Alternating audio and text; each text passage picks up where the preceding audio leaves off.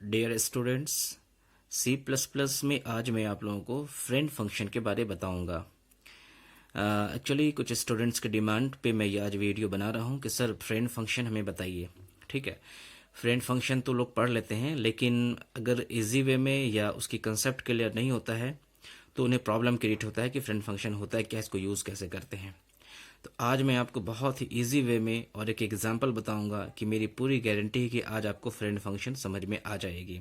ठीक है, friend function का पहला डेफिनेशन देखते हैं, फिर मैं आपको धीरे धीरे ये स्टेप्स बाय स्टेप मैं आपको बताऊंगा, इसकी कंसेप्ट आपको क्लियर कराऊंगा। ठीक है, स्क्रीन पे आप देखिए जो फ्रेंड फंक्शन है, a friend function is a non member function of a class that is capable to access all private members of that class. Friend function किसी भी क्लास का नॉन मेंबर फंक्शन होता है। नॉन मेंबर फंक्शन मतलब उस class के अंदर ही friend function को डिक्लेयर किया जाएगा, लेकिन वो उसका नॉन मेंबर कहलाएगा। क्यों नॉन मेंबर कहलाएगा? क्योंकि उस मेंबर फंक्शन जब हम डिक्लेयर करेंगे क्लास में, उसके पहले हम फ्रेंड लगा देंगे तो कंपाइलर ये समझेगा कि वो उस क्लास का नॉन मेंबर फंक्शन है। अभी आगे देखिए, क्लियर हो जाएगा। फिर क्या है, the function declaration should be preceded by the keyword friend and it is defined elsewhere in the program. यानी जो फंक्शन हम डिक्लेयर करेंगे उसके पहले क्या लगाएंगे, फ्रेंड लगाएंगे, और उसको जो डिफाइन करेंगे, जो कि फंक्शन एक बार डिक्लेयर होगा क्लास के अंदर और क्लास के बाहर उसको डिफाइन करेंगे, तो क्लास के बाहर प्रोग्राम में कहीं पर भी हम उसको डिफाइन कर सकते हैं। ठीक है, चलिए ये 2 पॉइंट क्लियर हुआ। उसके बाद अभी देखते हैं नेक्स्ट है, a friend function although not a member function has full access rights to the private members of the class. हालांकि वो मेंबर फंक्शन जो फ्रेंड फंक्शन जो है वो क्लास का मेंबर फंक्शन नहीं होता है, लेकिन फिर भी वो जो है प्राइवेट मेंबर को एक्सेस कर सकता है। ठीक है, इसकी यही खासियत है। फ्रेंड फंक्शन का मतलब क्या कि जब हम एक से ज़्यादा क्लास का यूज़ करेंगे, एक से ज़्यादा क्लास का जब हम अपने प्रोग्राम में बनाएंगे तो हर क्लास में हम कॉमन फंक्शन डालेंगे और उस फंक्शन को हम फ्रेंड बना देंगे। ठीक है, तो हर फ्रेंड फंक्शन दूसरे क्लास का प्राइवेट मेंबर को एक्सेस करेगा। अभी मैं दिखाऊंगा कैसे करेगा। ठीक है, उसके बाद हम एक कंसेप्ट की बात करते हैं। चूंकि डेटा हेडिंग एक कंसेप्ट है सी प्लस प्लस में, एक काफ़ी जो है ये बहुत ही पावरफुल कंसेप्ट है डेटा हेडिंग का कंसेप्ट। इसमें क्या होता है कि इसमें क्लास में जो मेंबर्स जो प्राइवेट है उसको हम हाइड कर देते हैं।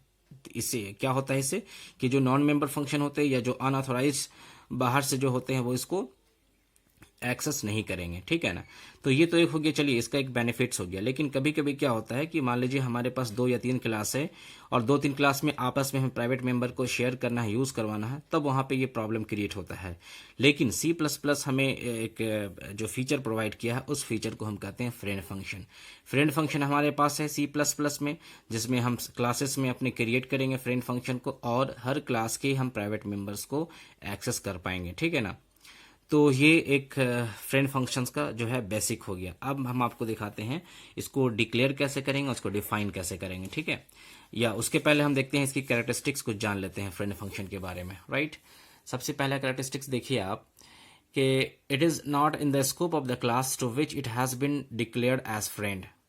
दैट मीन्स ये क्लास का ये जो फ्रेंड फंक्शन होगा वो क्लास के स्कोप नहीं होगा।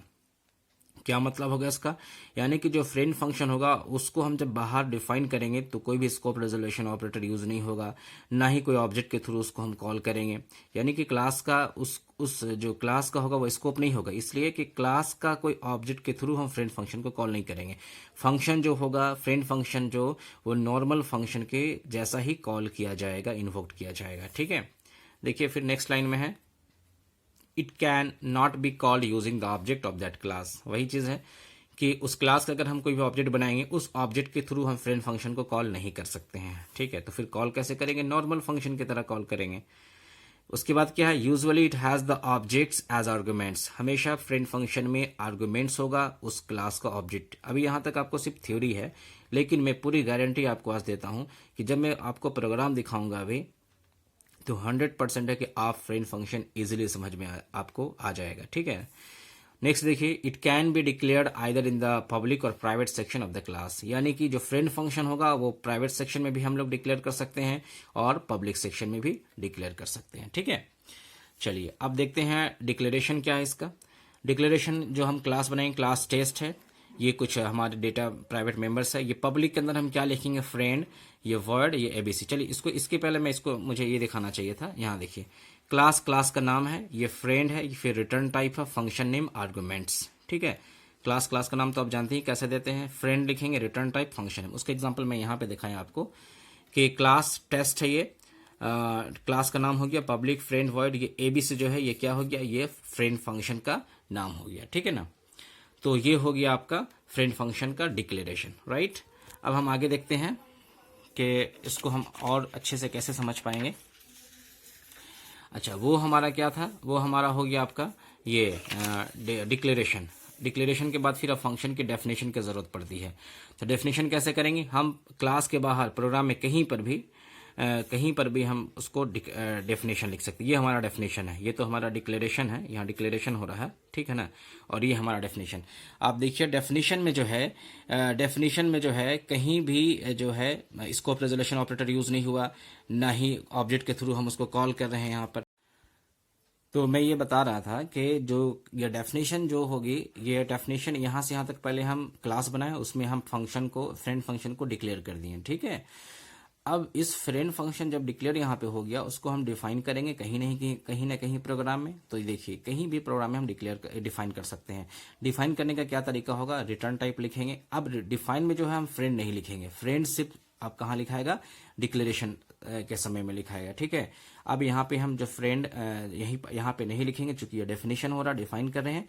यहाँ पे लिखेंगे रिटर्न टाइप, फंक्शन का नाम, आर्गुमेंट्स, अगर ऑब्जेक्ट वाला है आर्गुमेंट्स, तो उसके बाद यहाँ पे जो भी कोडिंग हम प्राइवेट मेंबर्स जो है, प्रोटेक्टेड डेटा जो हम यूज कर रहे हैं, ठीक है।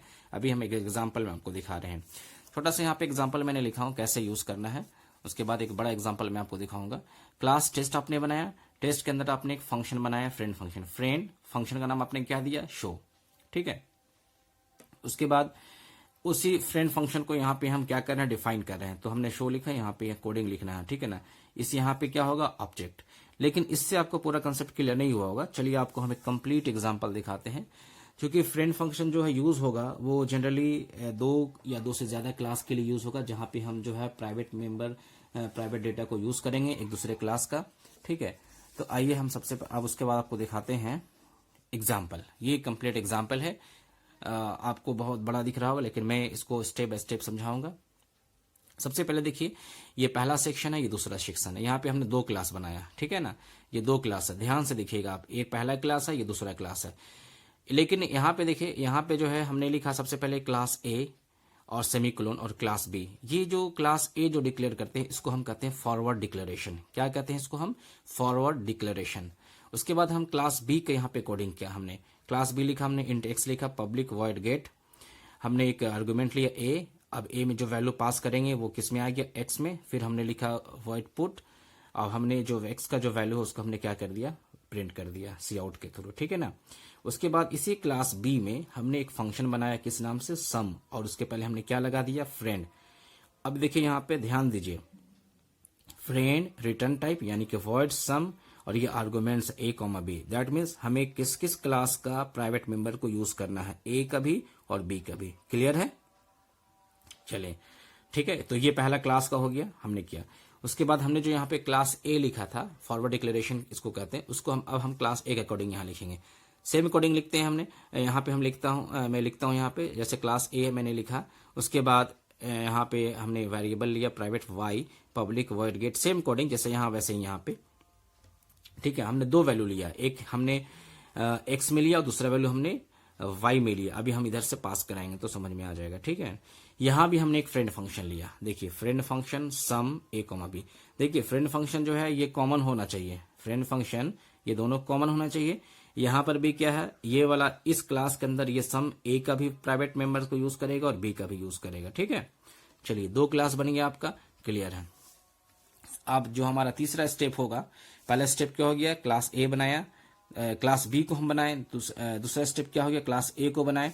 तीसरा स्टेप क्या होगा, फ्रेंड फंक्शन को हम अब डिफाइन करेंगे। फ्रेंड फंक्शन जो है यहाँ पे देखिए, फ्रेंड फंक्शन का नाम क्या है, सम। यहाँ देखिए रिटर्न टाइप मैंने आपको दिखाया था डेफिनेशन में, रिटर्न टाइप सम। यहाँ पे क्लास ए का ऑब्जेक्ट हमने लिया, क्लास बी का ऑब्जेक्ट हमने लिया, ठीक है ना। उसके बाद हम यहाँ पे या तो किसी भी वेरिएबल से हम दोनों वैल्यू को सम कर सकते हैं, और या तो हम डायरेक्ट भी सम कर सकते हैं। See out sum of a and b, a में एक वैल्यू पास किया गया और बी में एक वैल्यू पास किया गया, दोनों का सम क्या हो रहा है ob1 डॉट एक्स और ob2 डॉट वाई, क्योंकि एक्स में एक यहाँ पे वैल्यू आएगा, यहाँ देखिए, और दूसरा वैल्यू क्या आएगा वाई में आएगा, ठीक है ना। तो यहां तक हो गया, क्लास बी बन गया, क्लास ए बन गया, और यहाँ पे फ्रेंड फंक्शन को डिफाइन कर दिए, कंप्लीट हो गया। अब हमारा जो फाइनल होता है वो मेन पार्ट होता है। यहाँ पे हमने वर्ड मेन बनाया।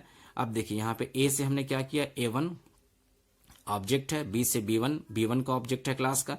A1 डॉट गेट हमने क्या किया, ए में 10 पास किया, ए क्लास ए में, देखिए चूंकि A1 जो है ये क्लास ए का ऑब्जेक्ट है, तो ए में 10 पास किया, वाई में 10 आ गया, ठीक है। फिर B1 डॉट गेट हमने इसका B1 बी का हमने 20 पास किया, तो यहाँ पे क्या आ गया, एक्स में 20 आ गया।